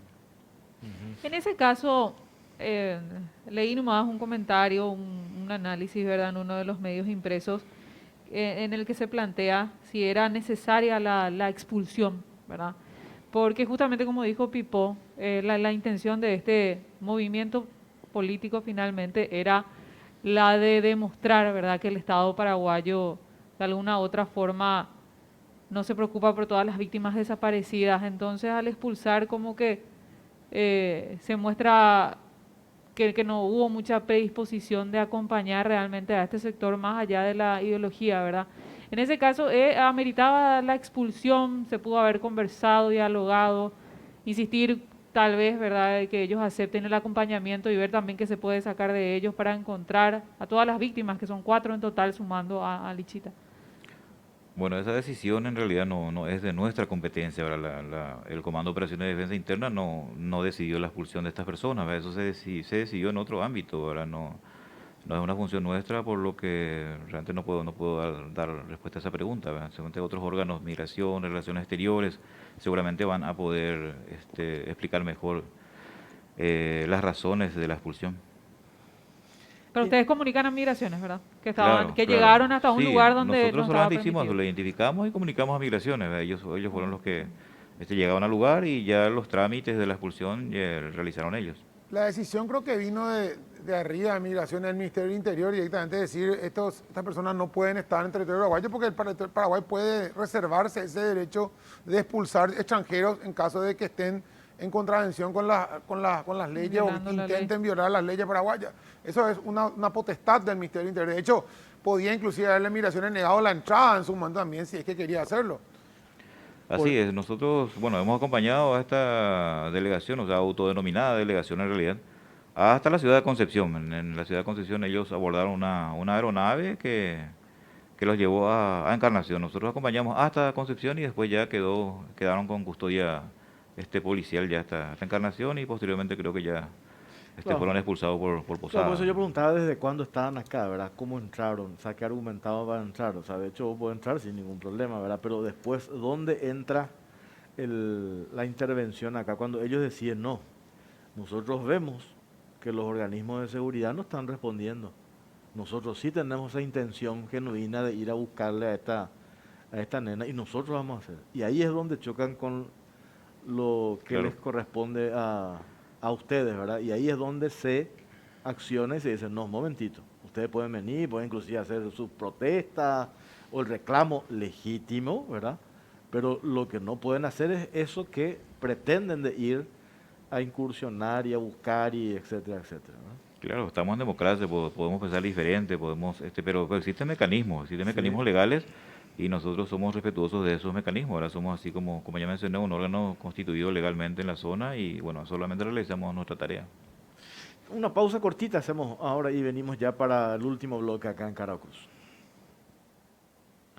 La salud es delicada, el manejo de la información sobre ella también. GIS Innova es el sistema informático de salud en tiempo real que lo cambia todo, maximizando recursos y potenciando los beneficios para la salud. Años de experiencia en Paraguay y América Latina nos avalan. Representa y distribuye Green S.A.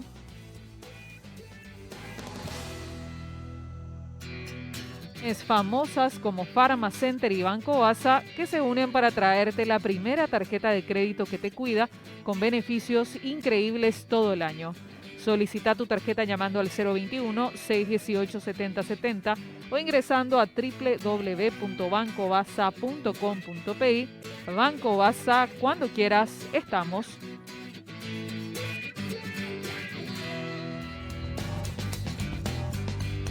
Bueno, último bloque ya de Caracruz. Yo creo que está aclarado, recontra hiper aclarado este tema de Lichita y cuál es la posición, ¿verdad? Que no hay ninguna cuestión de otras intenciones ideológicas, por cierto. Por eso hice ese paralelismo, ¿verdad? Un poco para graficar y para que se entienda. Yendo a lo otro, este operativo que hicieron, creo que fue el viernes o el fin de semana, el mayor cargamento de marihuana, contanos eso, ¿puede contar eso, teniente coronel? Sí, así es, justamente cuando estábamos en la cuestión anterior, ¿verdad? Con esta autodenominada delegación, estábamos paralelamente realizando un operativo hacia la zona de Paso Barreto. Esto que estamos viendo, ¿verdad? Sí, ahí estamos viendo en imágenes.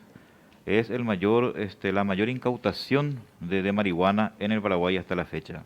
Imagínate, la mayor incautación de marihuana hasta la fecha. Así es, 35.754,2 kilogramos de marihuana prensada. Estaban embolsadas, así como pueden ver en imágenes, en bolsas de arpillera. Eso es producción local que se estaba llevando al Brasil. Así es, esa es la presunción, ¿verdad? Que aparentemente iba hacia el mercado brasileño. Todavía siguen las investigaciones en ese caso, pero ese operativo se realizó justamente en una patrulla aérea que estaba realizando efectivos de fuerzas especiales de la Fuerza Aérea Conjunta en la zona de Paso Barreto, así como mencioné. Prácticamente en flagrancia le estaban, esta aeronave le divisó a estos narcotraficantes quienes estaban cargando 2 camiones, ya estaban repletos e inclusive había más bolsas en el sector. Era como un centro de acopio, como a 26 kilómetros al norte de Paso Barreto. Nuestra aeronave posó en ese lugar, pero ya tuvieron tiempo ellos para escabullirse en el monte. Era una zona boscosa y el conductor de los camiones y así como los que estaban cargando los camiones pudieron escapar por en la zona boscosa. ¿Cuántas cientos de hectáreas de marihuana corresponde? Porque es una barbaridad. O sea, obtener ese producto final ya terminado en esa cantidad son 4 camiones enteros. O sea, tiene que haber estamos hablando de la producción de un buen tiempo, ¿verdad? Sí, así es. Y bueno, con esto causamos un daño o núcleo cesante, le decimos nosotros al narcotráfico de aproximadamente $1 millón, más de $1 millón. Un golpe bastante duro para el crimen organizado. Pues esto llegaron ustedes al azar o formó parte ya de un monitoreo, un seguimiento. No, era una patrulla de rutina, una patrulla aérea de rutina en la zona. No fue un trabajo previamente elaborado, ¿verdad? Sino solamente que, como le dije, descubrimos en flagrancia prácticamente este acto, por lo que intervenimos. Por eso pues es lo que dicen que hasta los narcos quieren liquidarle al EPP. Porque están ustedes ahí de paso, ustedes están detrás del EPP y están molestando entre paréntesis, ¿verdad? Y esa es otra discusión, claro, ¿verdad? ellos solamente ya tenían todo organizado, el transporte, ¿verdad? Claro. Todo estaba ya, pero no previeron que iba a aparecer una aeronave de la Fuerza Aérea Conjunta en ese sector. Y sí, pues imagínate, este es un golpazo para ellos, por eso, ¿quién habrá recibido este golpe, verdad? O sea, es gigantesco. Imagínate, estaba todo listo en camiones ya directo al Ahora, el hecho también Brasil. de que ellos estén operando en la zona se da también porque al existir determinadas zonas en que ustedes tienen más riesgo de entrar y las autoridades, porque las autoridades, normalmente la autoridad encargada de la lucha contra el narcotráfico no son las fuerzas militares, sino que tendría que haber sido la Senat o la policía. El hecho de que ustedes, que sean zonas donde es difícil el acceso de esas fuerzas regulares, digamos, no regulares, pero normales, Senado, policía, por el riesgo que hay que esté el EPP, hace que también esas zonas sean aptas para la producción de de marihuana. Claro, así es. Y también, o sea, siempre se habla mucho de nuestro presupuesto abultado y esas cuestiones, ¿verdad? O sea, podemos ver ahora, por ejemplo, en este operativo se vio la utilidad de un helicóptero, por ejemplo, de una aeronave, que tiene su costo de operación, ¿verdad? Sí. Y bueno, siempre cuando hablamos de presupuesto, siempre el presupuesto, o sea, es también importante recalcar que el presupuesto de la FTC, o sea, con o sin FTC, ese presupuesto es de las Fuerzas Armadas. Si desaparece la FTC, de igual manera el presupuesto regresa al Ejército, a la Armada, a la Fuerza Aérea y no es un gasto de más al Estado. Eso es lo que quiero dejar bien claro. Sí, señor. 23 en punto. Teniente Coronel, te agradecemos tu gentileza de venir a contarnos y explicarnos. Viniste del norte, ¿verdad? Sí, así es. Bueno, muchísimas gracias, Teniente Coronel. Muy amable, No, gracias a ustedes por la oportunidad. Bueno, nos vamos, Pipo, Nos vamos, Claudia. Nos reencontramos el próximo domingo, si Dios Así quiere. mismo. Chau, chau.